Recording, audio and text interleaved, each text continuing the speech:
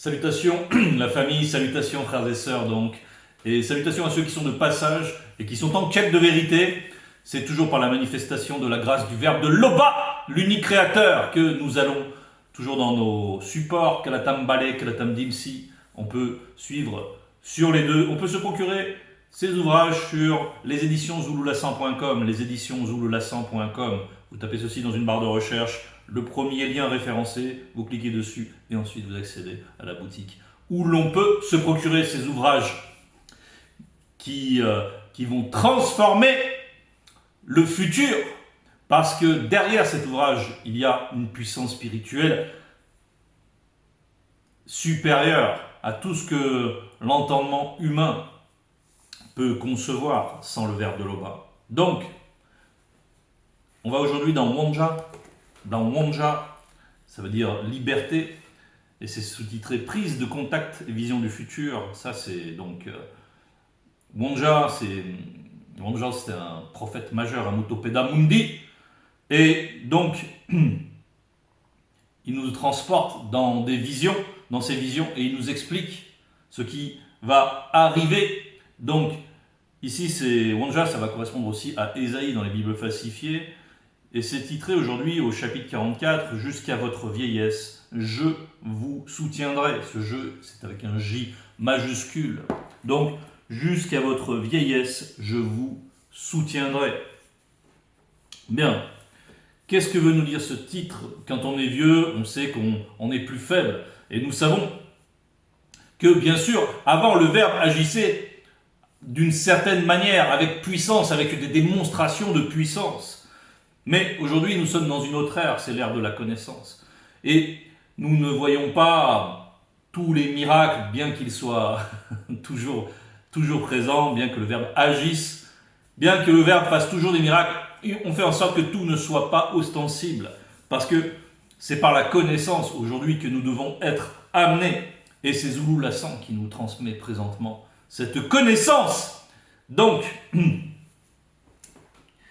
cette vieillesse-là, dans la vieillesse, on perd des forces dans la vieillesse, et pourtant, ici, les gens, ils ont besoin de se soutenir, ils ont une assistance respiratoire, ils ont toutes sortes d'assistances, une canne, une chaise roulante, etc.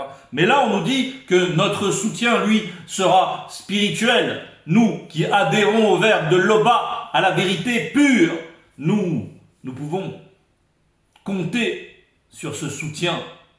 Nous pouvons compter sur le fait que, peu importe les circonstances, nous serons soutenus spirituellement. Et qu'est-ce que nous dit ici Wanja? Il proclame « Sangwa s'écroule, le prophète corrompu tombe. » Point virgule. Leurs idoles, entre parenthèses statuettes représentant différentes espèces de démons, ont été placées sur des animaux, sur des bêtes. Vous les portiez et les voilà chargés, devenus un fardeau pour l'animal fatigué. Ici, donc, on nous décrit, donc Sangwa, entre parenthèses belle, donc ça correspond donc à des non-initiés, c'est-à-dire à des hommes noirs qui se sont éloignés de la source, qui se sont éloignés de l'instruction, de l'enseignement du Verbe de Loba, et qui ont suivi d'autres influences, qui ont pris modèle sur l'usage des blancs et des initiés. Pourquoi ils ont été dévoyés comme ça, et pourquoi ils ont suivi leurs usages au point de se fabriquer de faux dieux, des représentations? Pourquoi se sont-ils égarés à ce point? C'est parce qu'ils voulaient suivre leur penchant naturel, ils voulaient suivre leur mauvais désirs, et ils se sont trouvés d'autres organisations avec de faux prophètes, avec de faux enseignants pour leur proclamer des choses agréables, pour leur promettre des choses de néant, mais en tout cas qui leur permettaient d'avoir cette permissivité, de pouvoir suivre leur mauvais penchant. Donc l'idolâtrie sous la forme finalisée, qui consiste à se prosterner devant des statues, des statuettes, devant des astres, devant peu importe, devant des créatures, ceux qui adorent des créatures, encore aujourd'hui les chrétiens qui adorent la créature, c'est une créature qui n'a même pas existé, ce Jésus, derrière lequel se cache un démon. Eh bien, c'est toujours le même mécanisme. Au lieu d'adorer le Créateur, unique et véritable, ils adorent la créature. Il y a le culte des crânes qui sévit aussi dans Wassé, en Afrique, où on vénère des ancêtres qui ont vécu dans le n'importe quoi. Et on va prendre leur crâne et on va vénérer un crâne, on va se prosterner devant ce crâne. C'est une abomination. C'est une errance. Donc tous ceux qui sont aux prises avec ces faux cultes, nous allons voir ce qui leur arrive. Mais retenons que c'est parce qu'ils aiment, ils ont le goût du péché, qu'ils en sont là. Donc l'animal, et là, ils se fatiguent sur le chemin. Ils écoutent des fausses visions, leurs faux songes, ils sont sous l'inspiration directe des démons.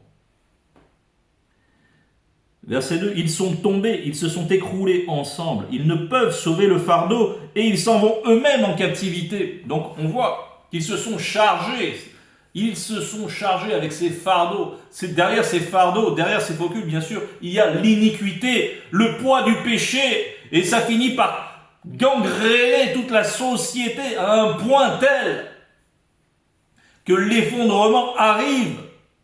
Et ça, on voit comment diverses sociétés sont en train de se déliter dans le monde, comme ça, et sont sur le point de s'écrouler. On parle de la chute de civilisation. Elles sont au bout du bout à écouter de mauvais conseils, à n'avoir plus aucun repère, à promouvoir toutes sortes de lois iniques contre nature. Et on voit ce qui s'ensuit, n'est-ce pas? Les illustrations sont nombreuses. Donc eux, ils se sont chargés, ils se sont mis ça, ils se sont chargés de ces idoles. Et sous le poids de ces idoles, il y a aussi les lois iniques. Et donc, sous le poids de ces lois iniques, tout finit par s'effondrer. Et ces noirs qui ont été séduits par les usages de blanc ont fini eux-mêmes en captivité physique, parce qu'ils ont d'abord été rendus captifs dans ces faux cultes. Premièrement, et à force d'en être abreuvés, et à force de s'alimenter de déchets spirituels, eh bien, ils se sont avilis à un point qui a permis que finalement ils soient totalement captifs. Ils ont été emportés. Et on connaît l'histoire de l'esclavage qu'a vécu certains du peuple noir. Certains du peuple noir. Tel n'est pas le sort des initiés. C'est ce qu'on va voir un peu plus loin. Écoutez-moi, maison de Tindi, et vous tous, reste de la maison de Tombouanébila, vous que j'ai pris à ma charge dès votre origine, que j'ai guidé dès votre naissance. Là, c'est Mutatedi, l'entité qui guide et qui intronise, les initiés qui s'expriment. Là, on s'adresse ici à Tindi, qui va correspondre à Jacob dans les Bibles falsifiées. Les véritables juifs, ce sont les Noirs. Tous les autres écrits sont venus trafiquer ce qui nous est restitué aujourd'hui à travers Bible, à travers Kalatam Dimsi, à travers tous ces rouleaux de la connaissance authentique. Cette connaissance déversée et qui va renverser toutes ces fausses croyances. Ici, qu'est-ce que nous dit donc Mutatedi? Tombouanébila, c'est le véritable Israël. Tindi et l'alliance qui en découle, Tombouanébila, vous que j'ai pris à ma charge dès votre origine. On nous parle ici des débuts, depuis le début, que j'ai guidé dès votre naissance. On nous parle de la vieillesse et maintenant on nous parle de la naissance. On nous parle du départ, on nous parle du terme.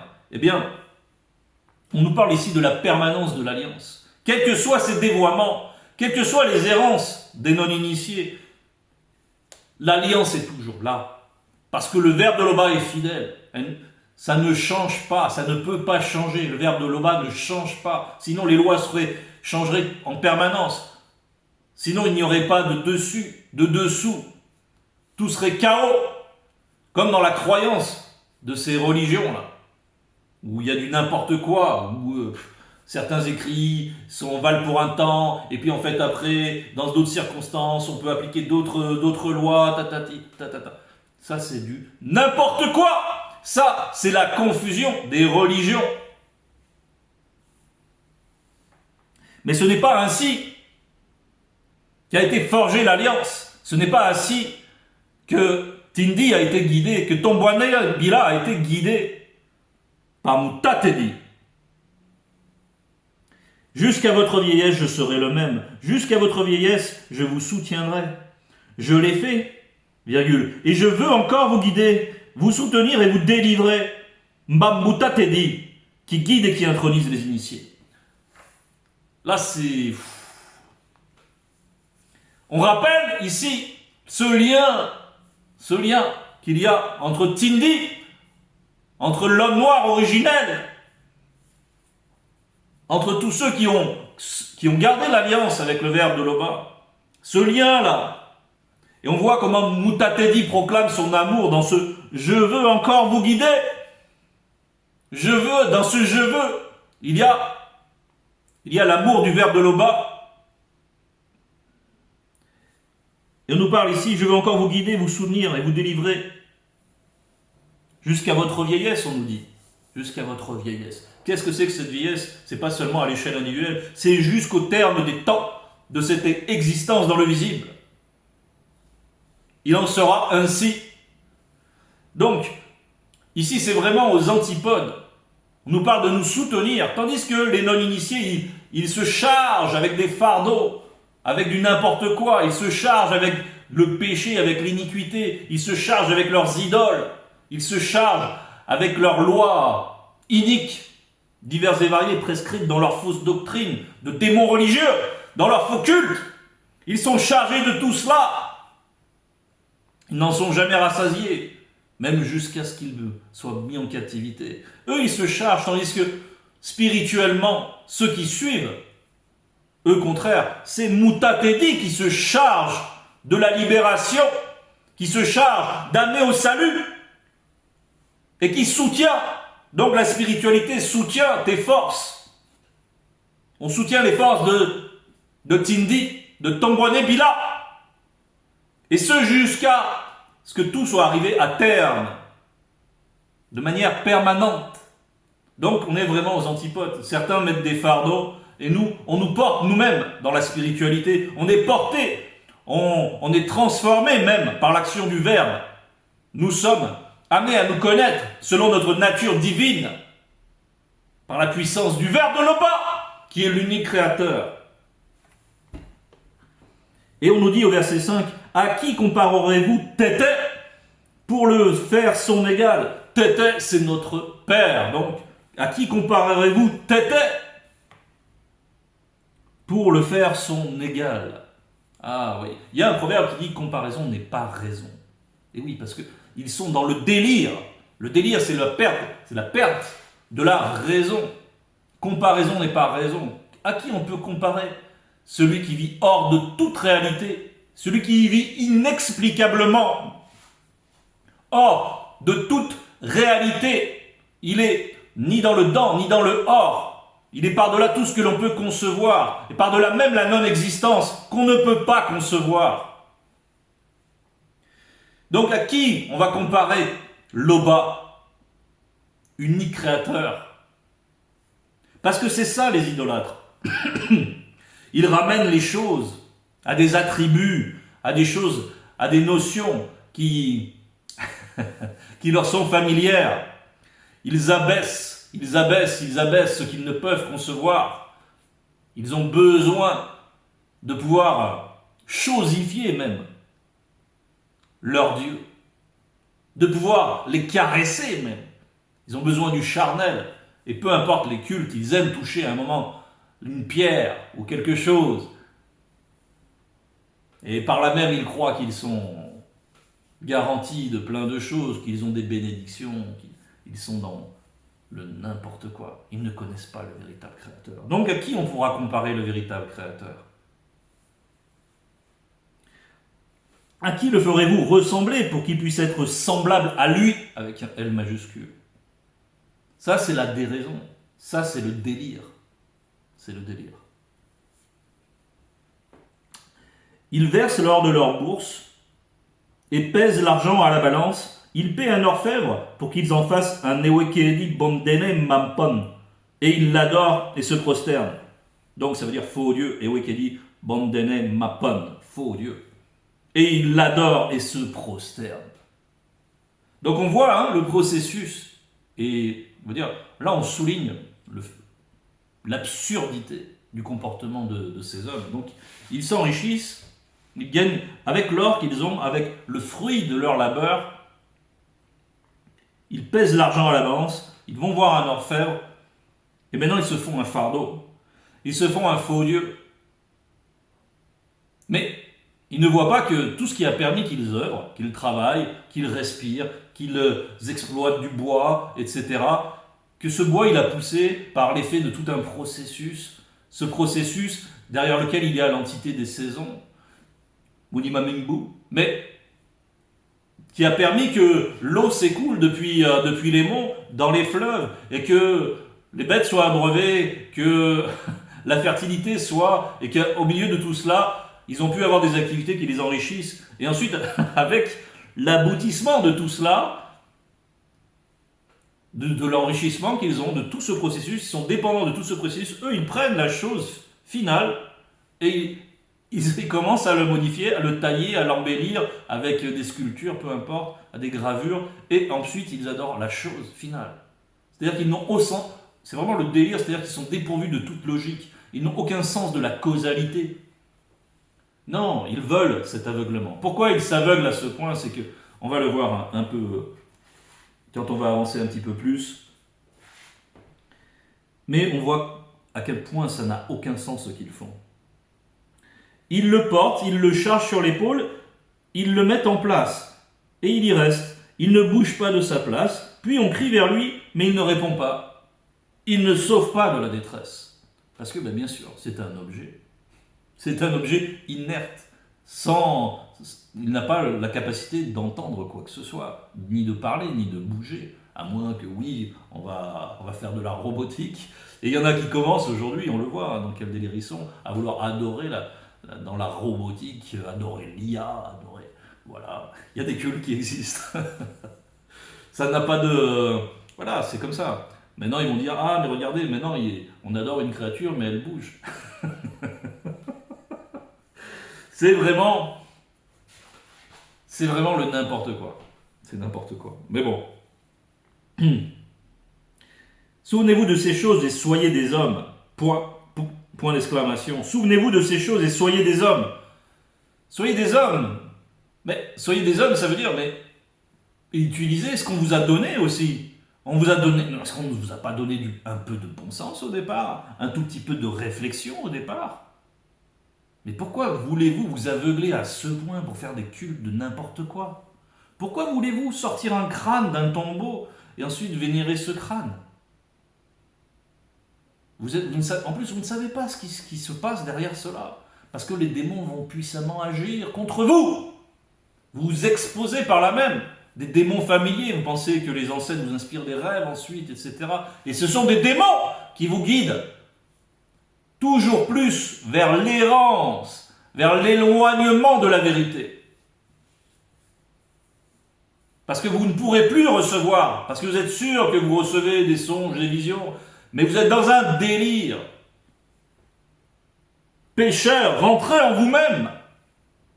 Regardez pourquoi vous en êtes là. Mais observez, est-ce que ces faux cultes vous ont amené la prospérité? Est-ce que ces faux cultes ont vraiment fait en sorte que votre vie, que vous goûtiez vraiment le bonheur? Non. Non, non. Toujours la misère, la détresse, toujours la queue et non la tête dans ce monde. Toujours soumis à toutes les autres races, à toutes les autres croyances. Toujours dans le n'importe quoi. Mais aujourd'hui, on entend déjà les paroles aujourd'hui, et par l'entremise de Zulu Lassan, tout va changer. Pour certains, bien sûr. Pour ceux qui ont l'amour de la vérité. Pour ceux qui vont rentrer en eux-mêmes. Pour ceux qui vont avoir ce courage de regarder avec la vérité en eux-mêmes. D'observer leur état intérieur, l'état de leur être intérieur. De voir leur misère lorsqu'ils sont dans ces cultes. De voir qu'ils sont malheureux en fait. De voir qu'ils sont soumis au péché. qu'ils sont toujours dans un état délabré.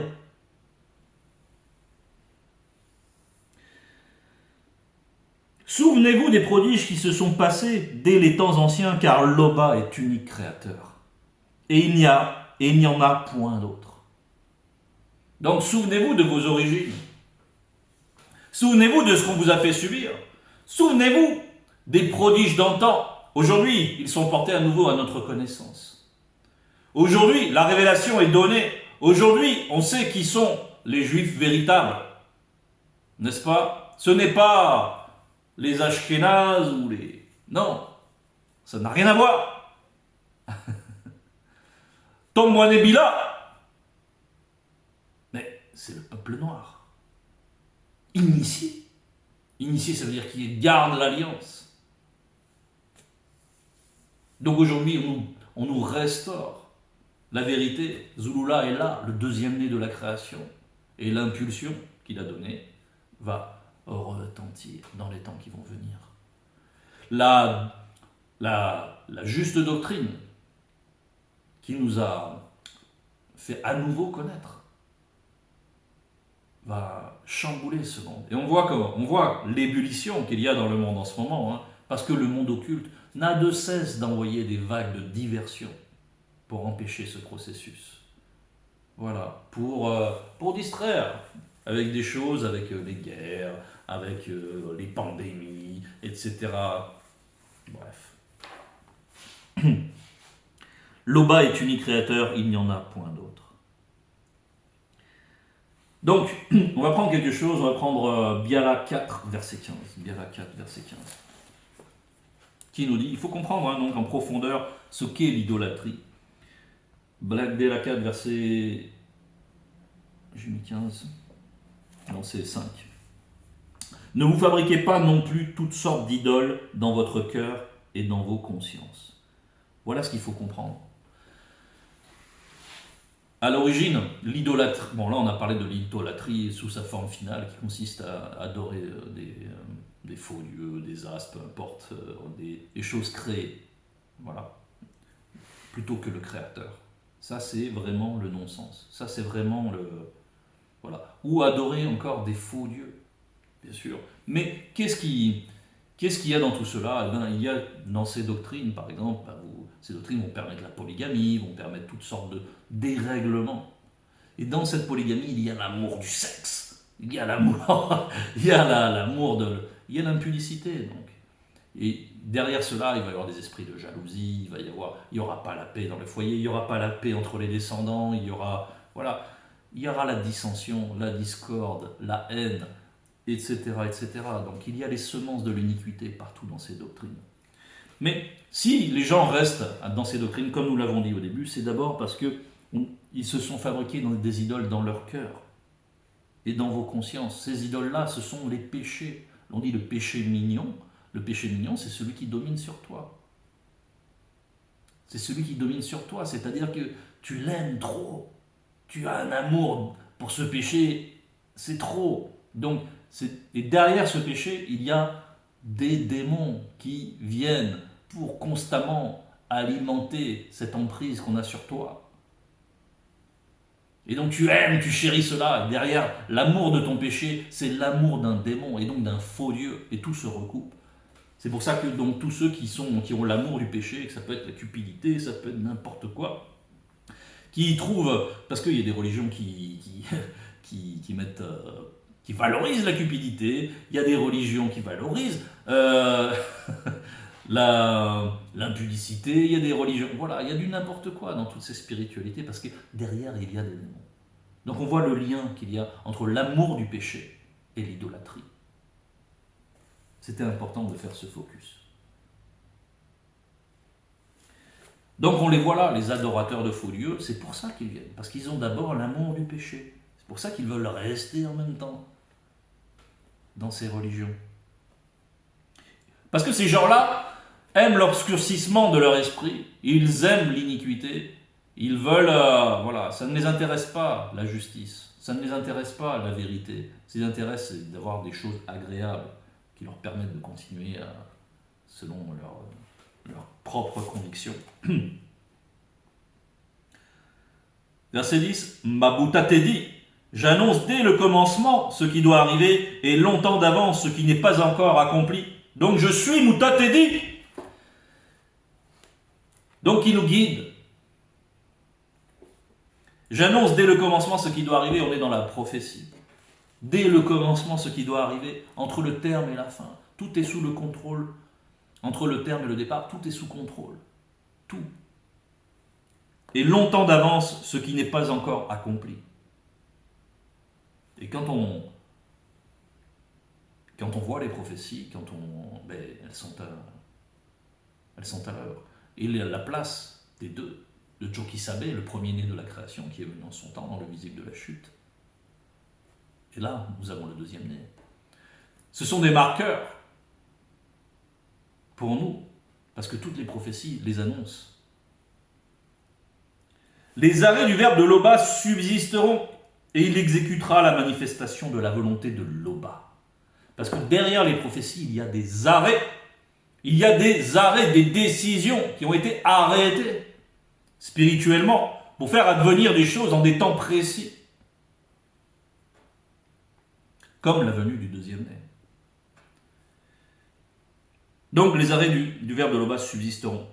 C'est-à-dire que peu importe les gens qui sont venus trafiquer les Écritures, peu importe, parce que celles qui nous sont restaurées ici présentement, dans Bible, entre autres, il y a des gens qui sont venus et qui ont trafiqué ces choses-là, et qui ont mis donc toutes sortes de mauvaises choses dedans, à commencer par l'esclavage, bien souvent, qui permettait de s'enrichir énormément, donc il fallait pérenniser tout cela, et le légitimer par la religion, par les fausses croyances, n'est-ce pas?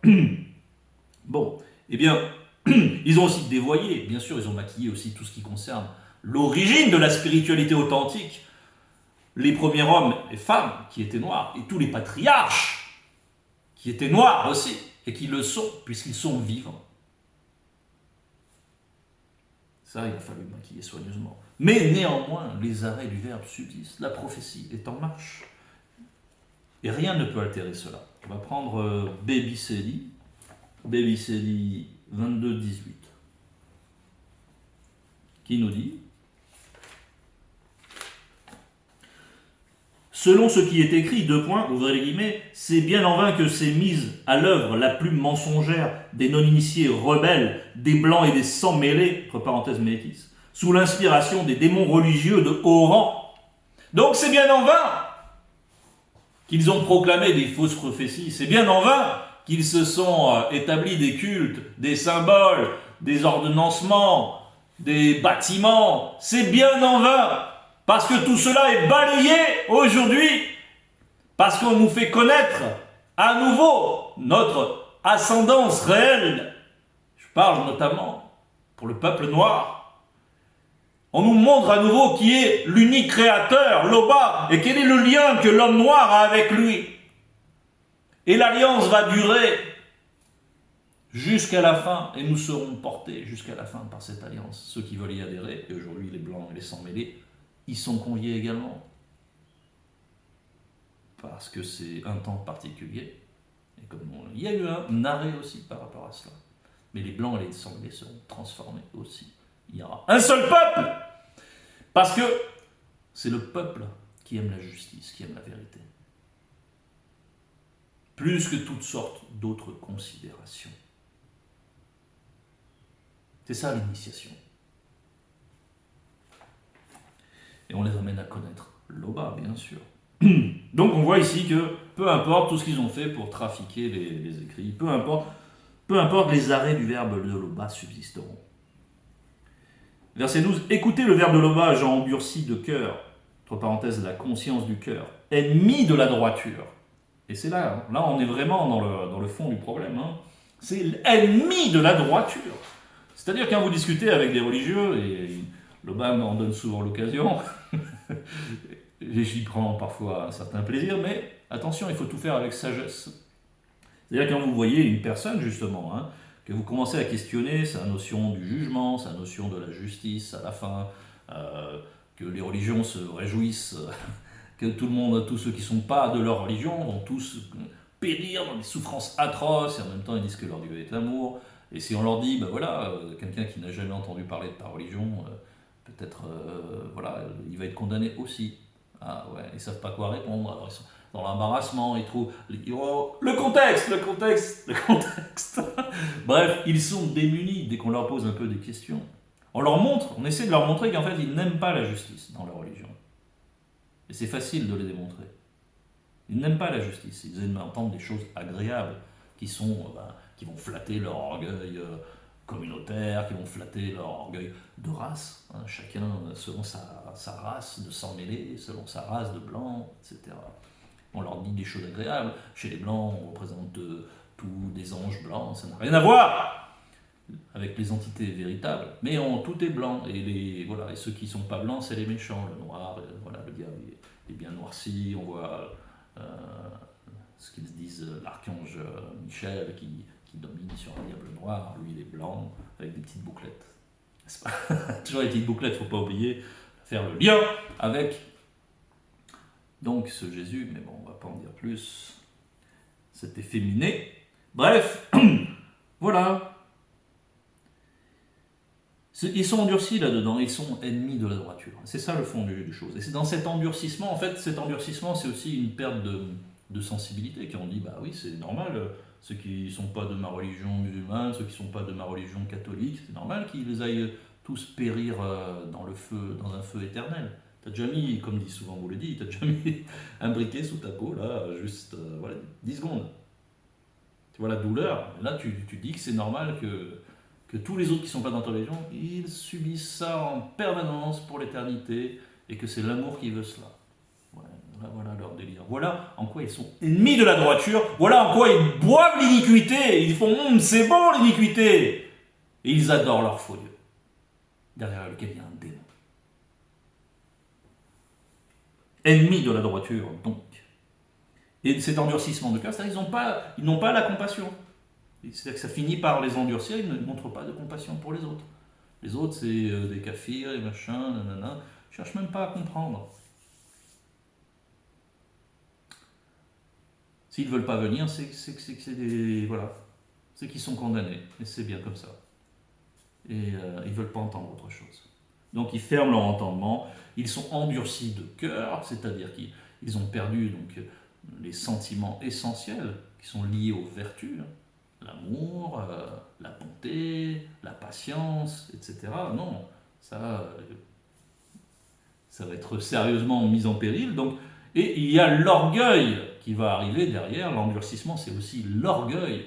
L'orgueil qui t'aveugle et qui te rend déraisonnable. C'est-à-dire que tu n'écoutes plus les arguments faits de logique.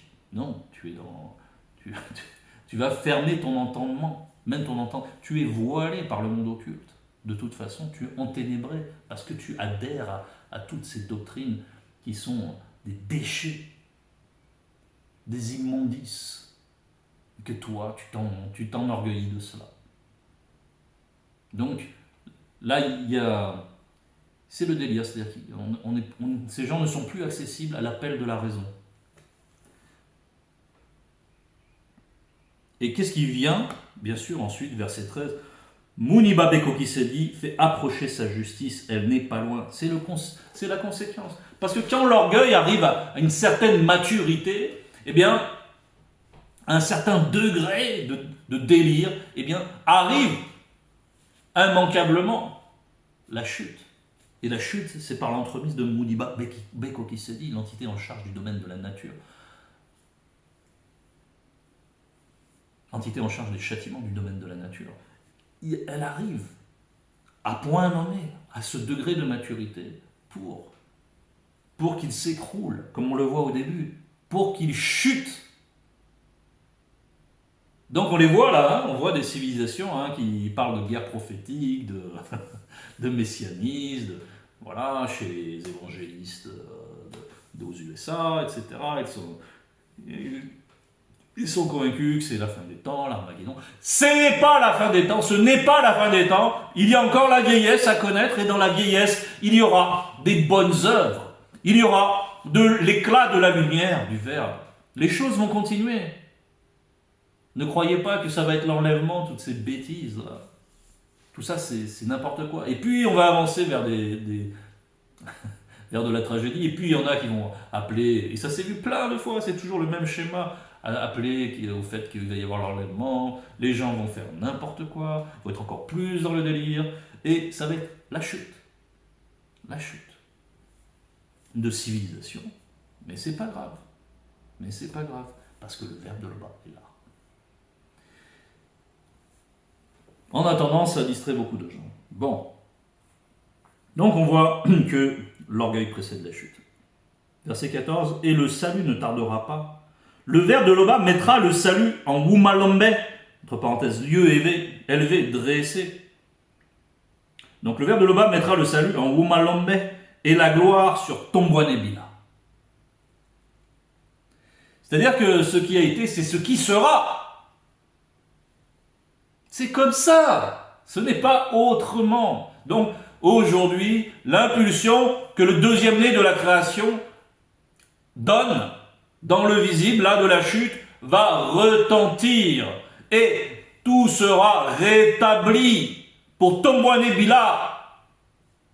Donc, ceux qui triomphent à la guerre véritable, dans le bon combat de la foi, pour la vérité, pour la justice et pour la gloire de Loba, l'unique créateur, qui est incomparable.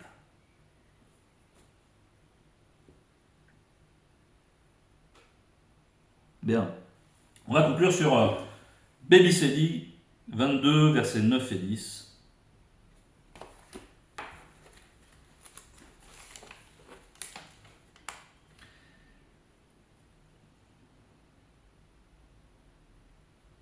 « 22, versets 9 et 10. Que celui qui est injuste soit encore injuste. Que celui qui est souillé se souille encore. Et que le juste connu pratique encore la justice selon le verbe. Et que celui connu qui est saint se sanctifie encore. Voici, Muniba Bekokesidi vient bientôt et sa rétribution est avec lui pour rendre à chacun selon ce qui est son œuvre. Donc, voilà. Tout arrivera à son terme. Mais nous, qu'est-ce qu'on retient de ce passage? C'est que là, dans la vie, c'est-à-dire dans les temps de la fin, même s'ils sont bien plus amples que ce que s'imaginent les gens de cette génération, eh bien jusqu'au temps de la fin, jusqu'à la fin, on peut compter sur le verbe de Loba. Et tout va être réaxé par rapport à la foi véritable.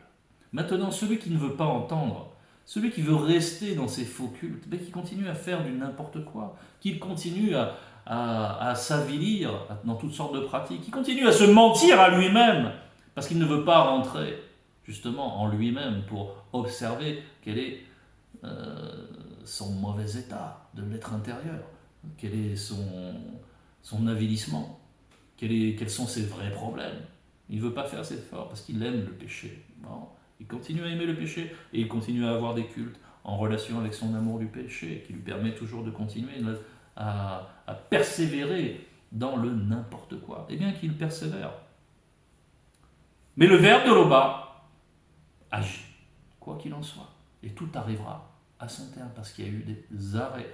Et ceux qui doivent entendre vont entendre. Et ceux qui aiment la vérité vont entendre. Et les choses seront rétablies, comme il se doit. Gloire à l'unique Créateur qui a manifesté sa grâce pour nous. Ainsi soit-il.